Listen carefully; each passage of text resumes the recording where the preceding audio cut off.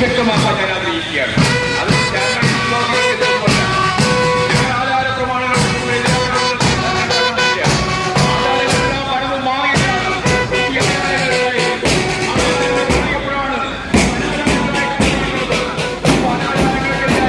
അന്ധവിശ്വാസപരമായ നിലപാടുകൾക്കെതിരായി മനുഷ്യന്റെ വിശ്വാസം കൃത്യമായി പരിരക്ഷിച്ച് മുന്നോട്ടേക്ക് കൊണ്ടുപോകുന്നതിന് വേണ്ടിയുള്ള ബോധപൂർവമായ പ്രവർത്തനത്തിൽ ഇടതുപക്ഷ ജനാധിപത്യ മുന്നണി കൃത്യമായ നിലപാട് സ്വീകരിച്ചുകൊണ്ടാണ് മുന്നോട്ടേക്ക് പോവുക എന്ന് ഈ സന്ദർഭത്തിൽ നിങ്ങളോട് ഞാൻ പറഞ്ഞു കൊടുക്കുകയാണ്. കാര്യങ്ങളിലേക്കൊന്നും ഞാൻ കൂടുതൽ ഉദ്ദേശിക്കുന്നില്ല. ഏതായാലും ഒരു കാര്യം വളരെ വ്യക്തമാണ്.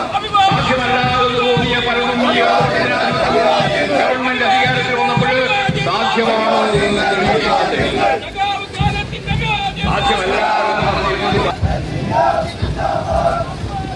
നമ്മുടെ ബഹുമാനപ്പെട്ട ജാഥാ ലീഡർ ഇങ്ങോട്ട് കടന്നു വരികയാണ്.